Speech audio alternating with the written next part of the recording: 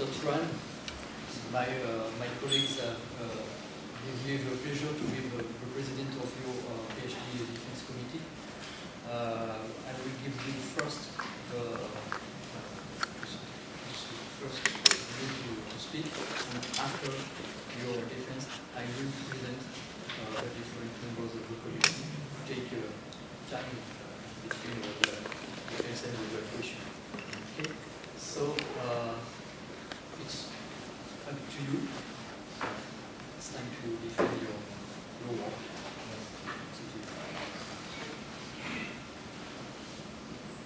So, good morning everybody. My name is Han Dun Trăng, and today I will present my thesis with the title Aviation Network Framework for Probabilistic Identification of Model Parameters from Normal and Observability Test Application to Chloride Ingress into Concrete. This thesis is carried out under the supervisor of Professor Franz Cook, Emilio Batidas Asigas, and Stephanie Bonnet. As we know, under chloride attack, reinforced concrete structure will be shortened its lifetime. Normally, reinforced concrete structure are designed for a lifetime vary from 50 to 100 years. However, under corrosion attack, important damage are reported after 10 years or 20 years. In the US, 24% of total breach of 600,000 total breaches are structurally deficient or functionally obsolete. Related to the cost, data from the Federal Highway Administration revealed that the annual direction corrosion cost takes a very big amount of money, approximately to 3.1% of the US GDP. And half of the money was spent on different industry combined, in which the infrastructure and transportation receive approximately 40% of the total budget. The number highlights the important impact of the corrosion, and we need to well know about this phenomenon. Now we focus on maintenance strategy in corrosion management. The maintenance will consist of two stages: inspection and repair or replace, in which the inspection data can provide useful information about the damage state of the structure, and based on the information we can plan further repair action. Normally, parameters in chloride ingress characterize the exposure condition or the material quality can be determined from the inspection data and from chloride ingress model. The model parameters are very useful for further application, such as to update the civic life revision, to optimize the inspection campaign, or to update the expected future maintenance costs. However, the result of the application are highly influenced by the two main difficulties. The first difficulty is due to the limiting of inspection data. This is because the inspection techniques are always expensive and require a lot of time to carry out. The second reason is that the chloride ingress is a very slow process. This means that it requires a lot of time to collect a sufficient inspection data involved in time. The second difficulty is due to the uncertainty in chloride ingress. This is because the uncertainty from the model parameter or from the measurement. This difficulty will put some question in parameter identification in chloride ingress that we need to answer here. The first is how to integrate all the uncertainty for parameter identification. The second question is how to improve or optimize the identification when the inspection data is limited. And the third question is how to characterize the mid and long-term behavior of the material. Based on this context, this thesis focuses on the following objectives. The first objective is to develop a framework based on the Bayesian network for parameter identification from the inspection data. This framework must account for all the uncertainty in chloride ingress.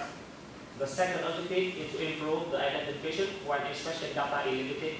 And to face with this objective, we also use the simulated data to get an optimized way to use the real data and to minimize the error. The third objective is to characterize the mid and long-term material durability from the observability test. We carry out in the laboratory conditions the observability test to speed up the chloride penetration into concrete. And if we can determine the time equivalent in the observability test, we can characterize the mid and long-term material durability. Here is the outline of my presentation. In the session 2, we study the problem formulation and executing approaches. In the session 3, I will present about the Bayesian network and its application into Cloud Ingress. Session 4 and session 5 investigate the parameter identification in Cloud Ingress from the normal data, and after that from the authority test. And the last is some conclusion and perspective. Now we focus on session 2. I remind you again that the model parameter in Cloud Ingress can be determined from the extraction data and Cloud Ingress model. However, in the identification process, there are some questions we need to answer here. The first is which Cloud Ingress model should be used. The second is how to estimate the model parameter from the experimental data. And the last is how to integrate all the uncertainty in the probabilistic framework. And to answer the following question, this session focuses on following issue. We study different Cloud Ingress modeling and parameter estimation method to select the model and the method to be appropriate. To treat with the uncertainty, we study the meta model for parameter identification and uncertainty propagation. Over the decade, there have been a lot of Cloud Ingress models have been developed, and we can categorize this model into two groups. The first is the group of simplified model. That are the model based on the analytical equation, and they are very easily and rapidly to calculate. They are more used to solve the problem with the radiation estimation. They require less model parameter for the modeling, and they also neglect some phenomenon in Cloud Ingress, and they are mostly designed for Azure engineer. In the group of simplified model, most of the models are based on the Fick law. In the second group, we study the group of the advanced model. This model based on the more complex equation that require the model tool to solve, and they also require more parameter, and they also account for most of the phenomena in Cloud Ingress. And they are often used to solve the degradation or for the long-term calculation. In the group of advanced model, more of the model are developed based on the Fick law or from the Nernst-Planck law. In my study, we just focus on the use of the simplified model. Typical, it requires less model parameter for the modeling and to identify also, and we just use for the purpose to illustrate the proposed approach for parameter identification. And if the proposed approach is successful, we can extend this work to a more complex model. In the group of simplified model, we select two models. The first is the model from the polar party, in which the correct concentration at the lattice and the time t is present as an error function of the correct concentration at the surface Cn, and the correct difference coefficient d, and on the parameter here is time independent. In the second model from Nielsen and Karkas, we consider the correct difference coefficient d are time dependent by introducing an A factor annually. In general, a model will consist of the parameter, the input variable, and the output variable, and it describes how the output variable are related to the parameter and the input variable.